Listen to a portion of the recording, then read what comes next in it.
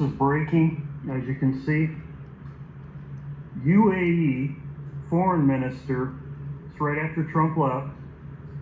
For the war to end, Hamas must release hostages and leave Gaza.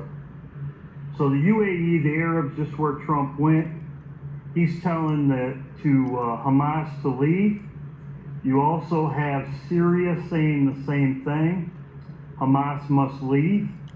And you have them saying right here at the same time, the Trump administration is working on a plan to move 1 million Palestinians to Libya. So there you go, leave. No two-state solution, no Palestine state, Trump Gaza, the plan, and this is in the Bible. So in other words, Trump, as I said before, Trump's gonna own it, cherish it. Get involved and make it just a freedom. Gaza's been a territory of death and destruction for many years. Make it a freedom zone. Let the United States get involved and make it just a freedom zone. People are living under the rubble of buildings that collapsed, which is not acceptable. If it's necessary, I think I'd be proud to have the United States have it, take it, make it a freedom zone. Well, we're working very hard on Gaza, and Gaza's been a territory of death and destruction for many years. And, you know, I have concepts for Gaza that I think are very good. Make it a freedom zone. Let the United States get involved and make it just a freedom zone. Have a real freedom zone. Because it seems that Gaza, every time, you know, every 10 years it happens, and more than that, it really happens all throughout. They've never solved the Gaza problem. And if you look at it, I have aerial shots where, I mean, there's practically no building standing. Let America get involved. Let America get involved. Let America get involved and make it a freedom zone. People, on what planet does the President of the United States think that we are watching history, reviewing history, researching history, and listening to his story,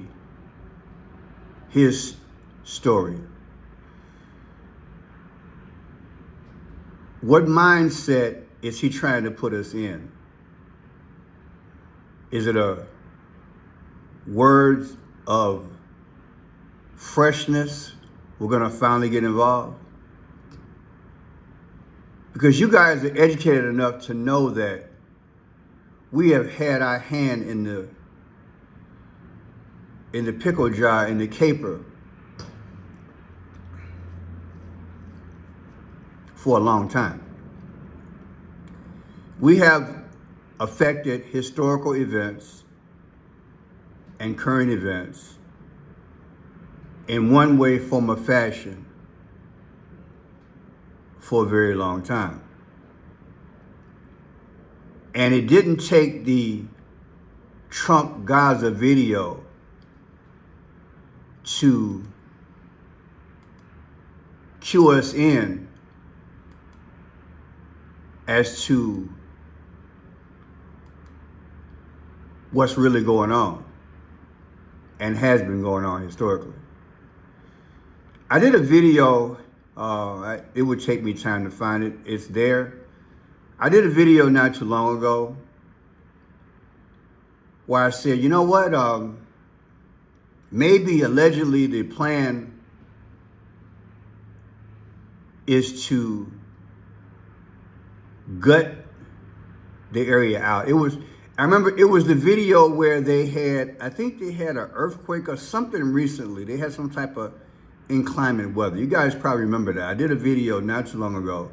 Something major happened over there.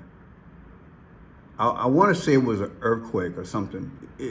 Something weather related. And I said, you know what?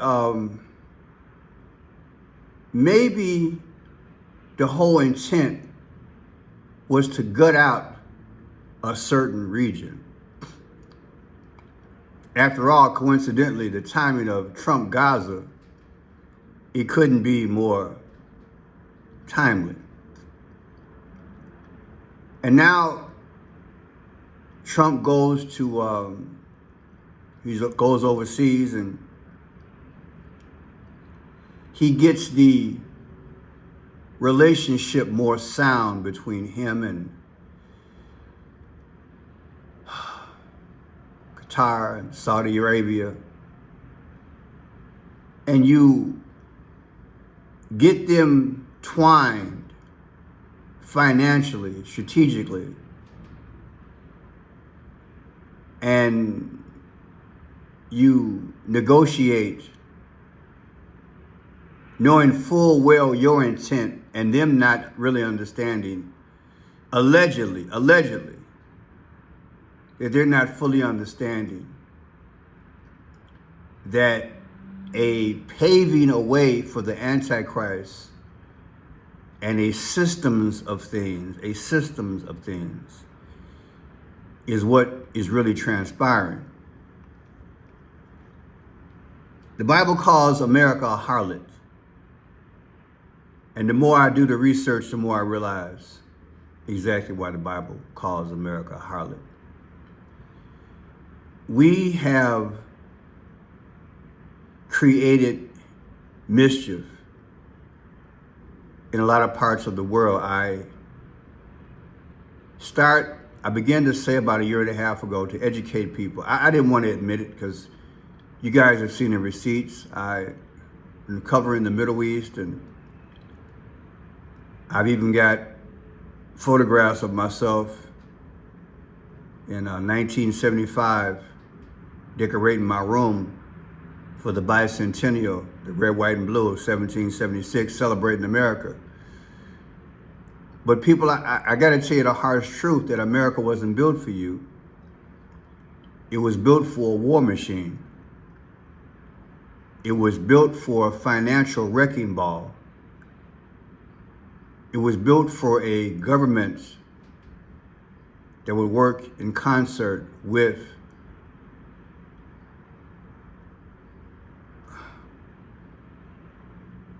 allegedly a Federal Reserve. And every major pillar on our shores, would secretly work, allegedly, in concert, giving the illusion that this is the land of the free and the home of the brave.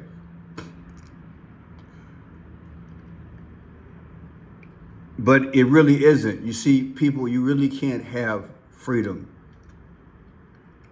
if you don't invest in freedom. You can't have a secure and sound future if you're not securing the foundation that is apparently making you sound. Notice I separate the logic. You see, this power, they dangle the carrot in our face on a daily basis.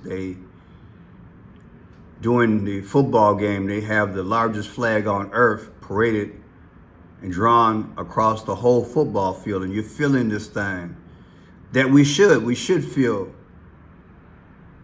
proud of our country.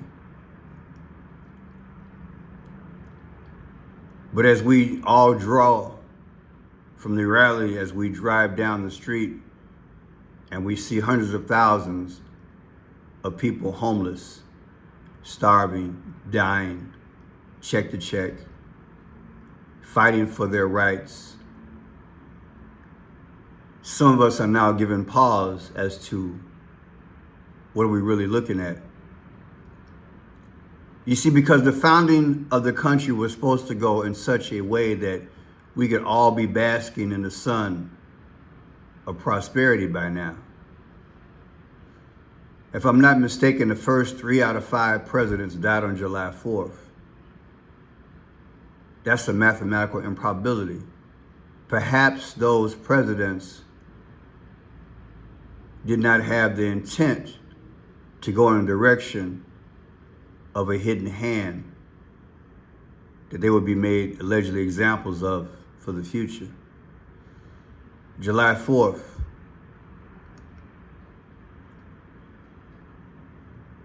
they call it an experiment.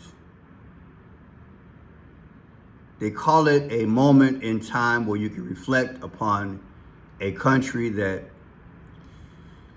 could live out its truths and progressively do that. But again, when you put it in perspective, our armies will their way into other countries.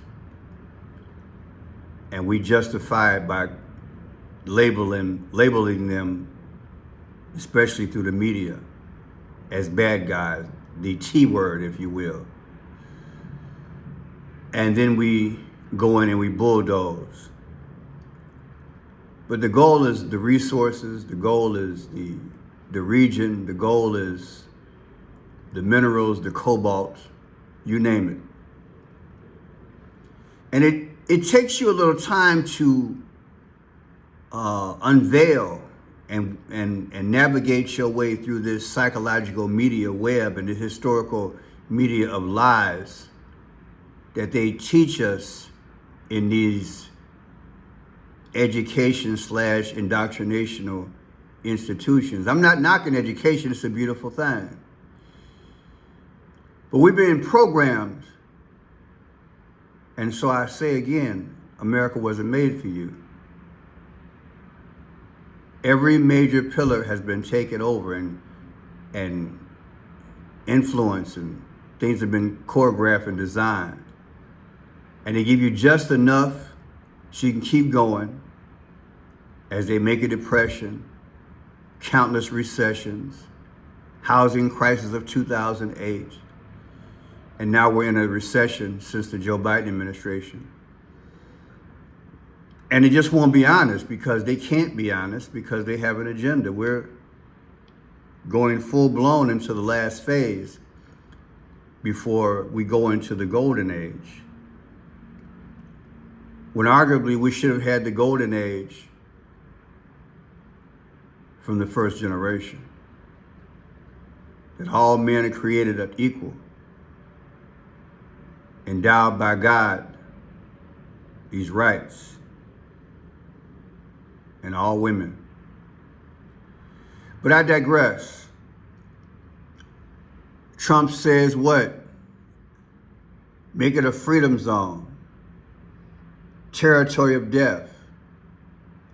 When allegedly full well, they wanted that region. And so what it's going to do, it's going to bring more protests, more anger, more violence. The bombs are going to fly. The people are going to die. America is going to be reshredded again, over and over and over again through the mix. But they got a plan. Their situation there is more overt, where ours is covert. They never loved us. They never intend on loving us.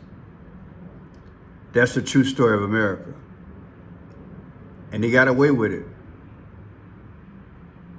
And every time someone tried to expose it from the rooter to the tutor, either they joined the brand, became eliminated, or they were shamed, or their voices were drowned out. I could go down the list. It would take all day. You know who they are. And salute to them. But God's going to put an end to all of this. You see, Satan is working. He thinks that he can create this world order and make it all sound and put himself on the throne. It'll be short-lived. It'll be very short-lived. I want to thank Mark for putting this out. It led me to think. I coordinated the video last night. Mark Ellison, 88, thank you for this. I have something to show you people, because history speaks. When this president says, I want to get involved now, people, they've been involved. The hidden hand has always been involved. Always. Territory of death, he called it. It just happened to come out to 88. And his text number is 88022.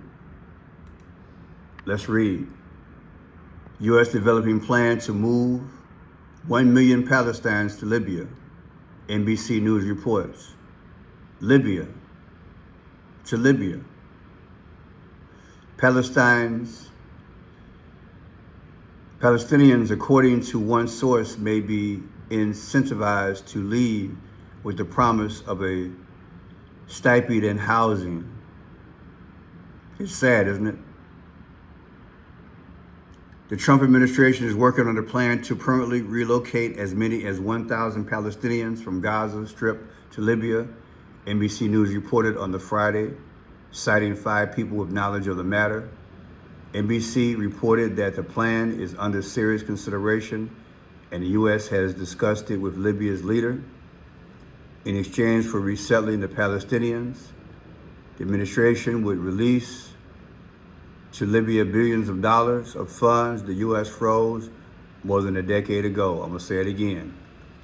In exchange for resettling the Palestinians, the administration would release Libya billions of dollars of funds the U.S. froze more than a decade ago. Your mind should go back. Money is a tool. The omission or the flourishing of it can make a difference. Libya used to be the land of milk and honey over and over and over again when Omar Gaddafi was there. But I digress, we're going to get there. Palestinians may be incentivized to leave with the promise of a stipend and housing, with a stipend and housing. Bassem Naim, a senior Hamas official, claimed the terror group was unaware of plans to relocate Palestinians to Libya, but condemned the rumored relocation plan nonetheless. Palestinians are very rooted in their homeland, very strongly committed to the homeland, and they are ready to fight up to the end and to sacrifice anything to defend their land, their homeland, their families, and the future of their children. Like I said, people, it's about to get ugly.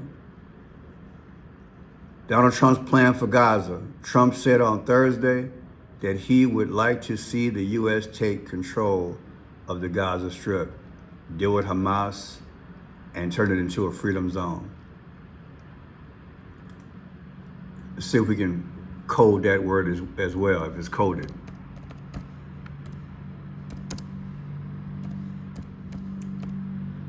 Freedom zone comes out to 45. Are you surprised? Omar Gaddafi. I remember covering this story as a journalist.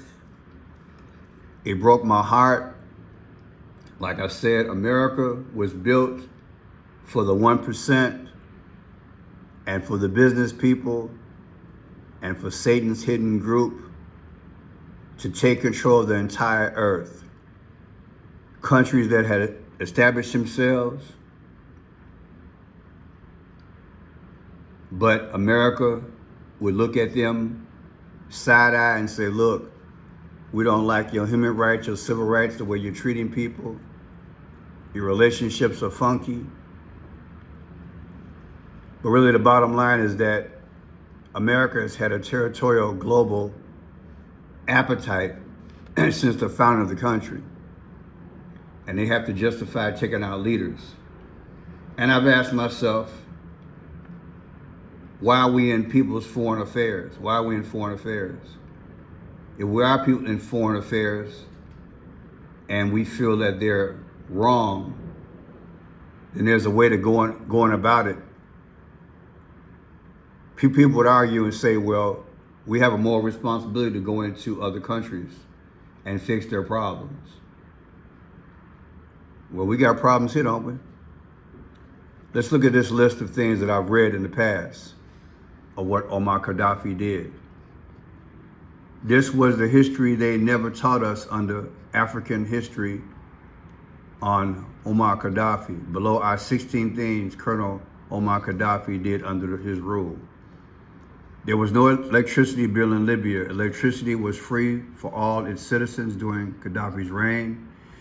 There was no interest on loans. Banks in Libya were state-owned and loans were given to all its citizens at 0% by law. Gaddafi vowed that his parents would not get a house until everyone in Libya had a home. Gaddafi and his family lived in a tent during his reign. All newlyweds in Libya received $60,000 dinar by government to buy their first apartment, so to help start up the family. Put in the comment section if you heard these type of things. I also read back in the day that he either did or he started his own satellite network, and he was costing Britain and America, well, at least Britain, millions of dollars. He also had created irrigation that flowed into, I believe, China and Africa, so they could be self-sufficient, especially Africa. People, when you know your history and you see what's really going on, you can understand how God is getting fed up with his country. Not the precious people like you and I, but this hidden hand. I would try to put this in the description, but you can Google it on your own. Let's hasten on. Omar Gaddafi was captured and killed October 20th, 2011. It was sad. They drug him out like a beast. They drug him out. It was sad. They drug him out like a beast, hunted him down.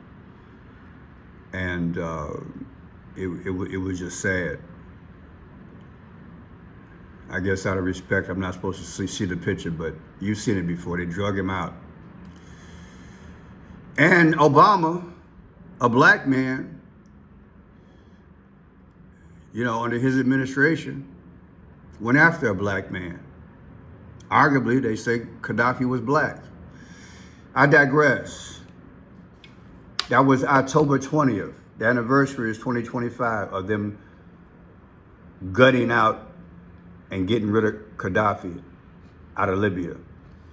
Subtracted from yesterday's event, 5/16 of 2025, the rumor has it that they're gonna send the Palestinians, 1 million of them, to Libya.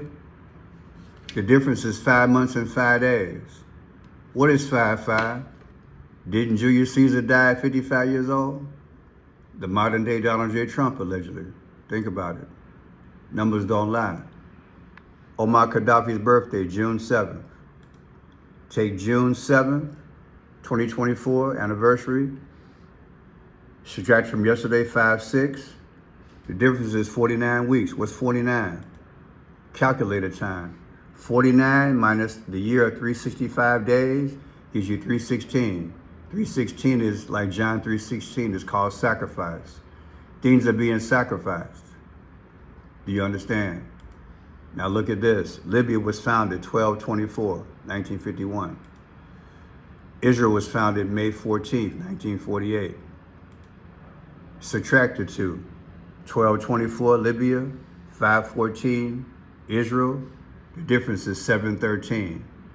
You know what happened on 7/13, don't you? Trump allegedly was hit in the head in Butler, Pennsylvania, 7/13. Will he be unalive coming up? It's speaking, ain't it? Come on, baby, it's speaking. Now look at this here. 6/14, 2025, Trump's next birthday. 12/24 is the anniversary of Libya being founded. The difference is 194. What is 194? The 194th day of the year, that also is July 13th. It's telling people, it's telling they're going to unalive Donald J. Trump, but it's going to be a fake one. It's all being planned. It's all being planned. Now look, 10/7 of 2023. Remember that? That's when Israel was attacked by Hamas. 10/7, 2023. Subtracted from yesterday's announcement, allegedly, 5/16, 1 million Palestinians being put out and money being released now to Libya to take them. The difference is 84 weeks. Exactly 84 weeks, people. Who was born August 4th? Barack Obama. Then Hillary Clinton. She was Secretary of State under Obama when they killed Omar Gaddafi. You hear me? She was Secretary of State when they killed Omar Gaddafi. Now check this out. 10/26/2025, that's her birthday. Anniversary. Subtracted from yesterday's announcement, 5/16, the difference is 164. Do you know Trump's birthday is the 165th day of the year? There's a 7-hour difference between Libya and the United States. So if I'm a betting man, I say this 164 is 165. So in other words, Hillary Clinton's birthday anniversary, subtracted from yesterday's date, comes out to 165 days. The 165th day of the year is June 14th. That's Trump's birthday. I say it's speaking. History is speaking. Now listen to what she said in an interview, how insensitive she was about Libya back in the day and its leader. So, I mean, that is the land of unconfirmed Yes, witnesses. we came, we saw, he died. Listen again. Came, we saw, he died. Unconfirmed Yes, witnesses. we came, we saw, he died. And laughing about it. It's sick, isn't it? And look at this. We came, we saw, he died. Comes out to 75. What's the 75th day of the year? March 16th, 3/16. 3/16. 3/16 is speaking. Sacrifice is coming, people. Thank you again, Mark, for running this video. God bless America.